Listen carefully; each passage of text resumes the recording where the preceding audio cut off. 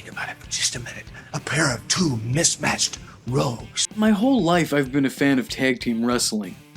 You know, when the team in question is actually a team and not just two superstars thrown together for no rhyme or reason.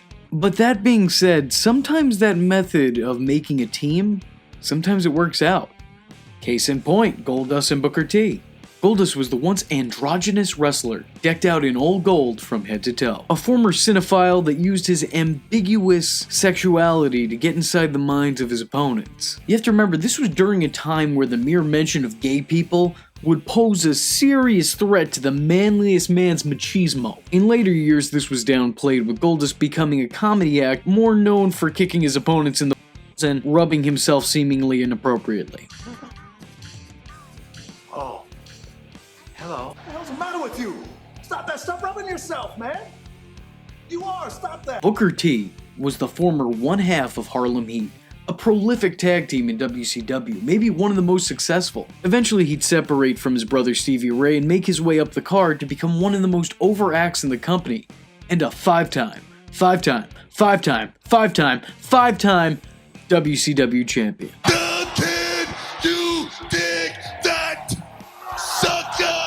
What did these two have in common? Absolutely nothing. Not a thing. Nothing. Zip. Zilch. They literally had nothing in common. No reason to team. No reason to even acknowledge each other backstage. Nothing. Nothing. But for one reason or another, they were paired together in 2002, and the world is a better place for it. Goldust became obsessed with Booker, which wasn't a new revelation for the character. I mean, Roddy Piper or Razor Ramon would be able to tell you that themselves. Except this time around, his obsession with Booker was a lot less sexual. Goldust was simply looking for a forever friend, and thought the future king would be a perfect fit. He urged Booker time and time again to start a team with him, but instead, he chose to join the NWO, which was a bad call for many reasons. One, he was never a part of the original NWO despite being in WCW. It was his brother Stevie Ray that joined the Big Bads. Two, he wasn't a good fit. His presence in the stable didn't do anything for him, and it didn't do anything for them. It was a lose-lose, bad decision all around. Bad decision on the NWO for asking him to join, bad decision on Booker for joining, and bad decision on booking for putting this whole piece of crap together. Three, this wasn't the original NWO. This wasn't the NWO Wolfpack. This wasn't even NWO 2000. This was WWE's NWO. This wasn't worth the membership. I mean, if I was you, I'd respectfully decline the invitation. No offense, guys, but I am RSVPing no. Kevin Nash actually, invited me to be a part of it. I was like, man, I appreciate it, man, but I'm a solo act. Book, what the f*** are you talking about? And I'm like, man, I appreciate it, man, but I'm a solo act. The f*** you are! First off, you joined that group, Book. You were part of it. You were part of that group, Book. And secondly, you're a solo act? How does Stevie Ray feel about that? Regardless, despite his new allies, Goldust still continually tried to forge a friendship with Booker, and attempted to gain membership into the team. Now can you dig it, sucker? Hey! My God. Well done. Well done. Bravo. What the hell do you think you're doing? If you would allow me to join the NWO, perhaps I can be the leader. I already told you, I tried to get you in the NWO, it ain't happening.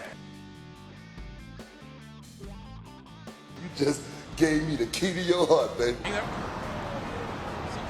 That's a hotel right down the street. Rick, I love it when you talk dirty to me. Say something else. I want you to leave the NWO.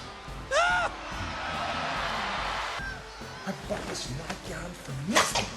And if you thought the NWO and WWE was short-lived, then you haven't seen Booker T's time in the NWO in WWE, because it was a blink and you missed it moment. And honestly, you might have been better off blinking. After quite literally being kicked out of the group by a returning Shawn Michaels, who wasn't even a wrestler at the time. But, okay. Booker T finally teamed up with Goldust, and magic was made. Crikey!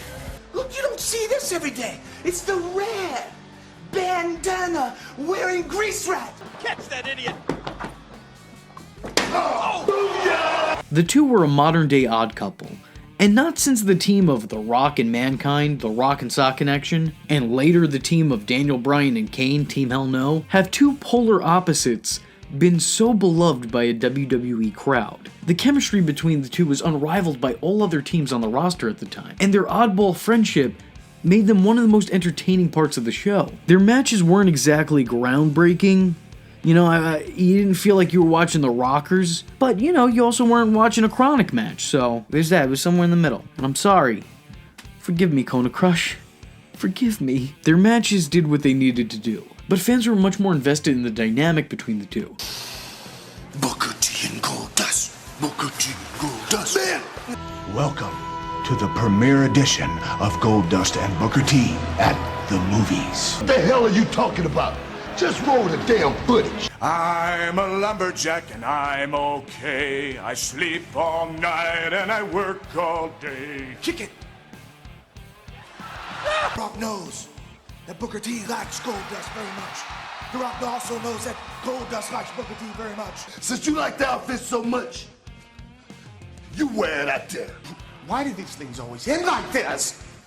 And truthfully, I know the IWC, I will never not cringe while saying that. I know the IWC is all about work rate and who can do their best Bret Hart impersonation, but ultimately, more than anything else, it's the characters and personalities that are best remembered in wrestling. How many 5-star matches has Hulk Hogan had? How about John Cena? What was the technical masterpiece that Ultimate Warrior put on? Maybe I'm even underselling Booker T and Goldust in ring work, because I'm really not saying they're bad. They were serviceable. But the team as characters were beyond what anyone would expect from them. The team became so popular with the crowd that naturally, they of course won the WWE Tag Team titles. The World Tag Team title. From the bottom of my heart, man, thank you for believing in me. What is this, Raw or an after-school special? I know that you have been a naughty boy this year. I haven't. Yes, you have. I brought you a gift too. New and improved ass cream?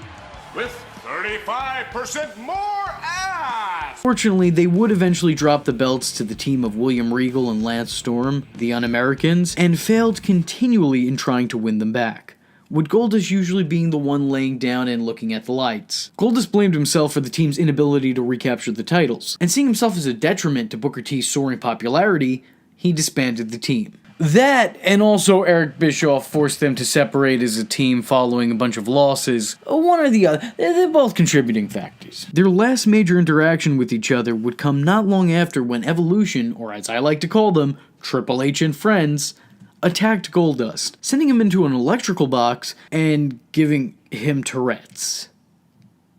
Because that's how that works.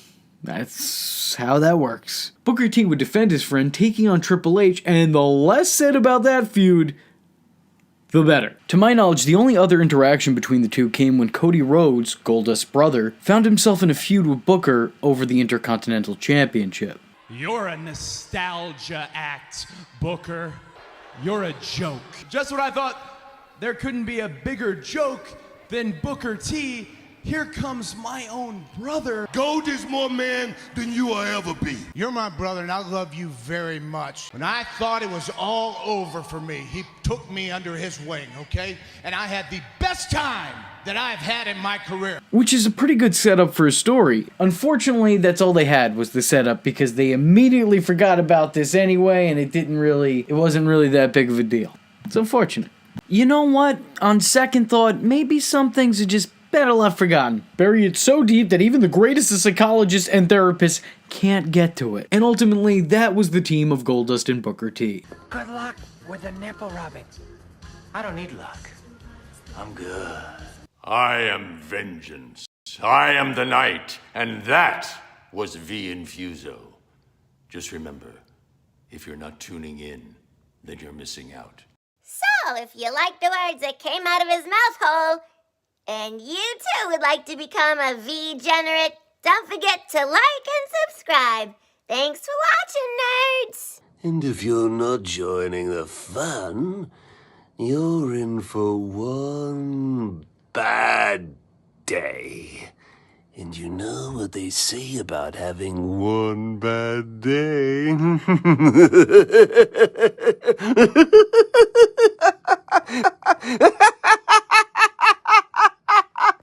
Catch him next time. Same bat time. Same bat channel.